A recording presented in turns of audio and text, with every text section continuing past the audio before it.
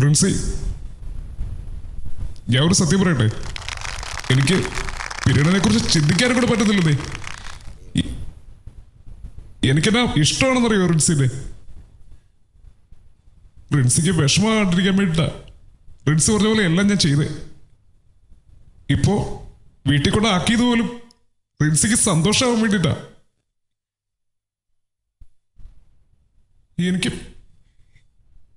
ഇതുവരെ ഞാൻ വിചാരിച്ചത് റിൻസിക്ക് എന്നെ കാണുന്ന പോലെ ദേഷ്യമാണെന്നാ.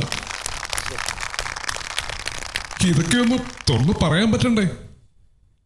ഞാൻ റിൻസിനെ ഒന്ന് കെട്ടിപ്പിടിച്ചോട്ടെ. സാർ അങ്ങനെ ഈ സാറുമായിട്ട് ഉണ്ടാക്കണ്ട.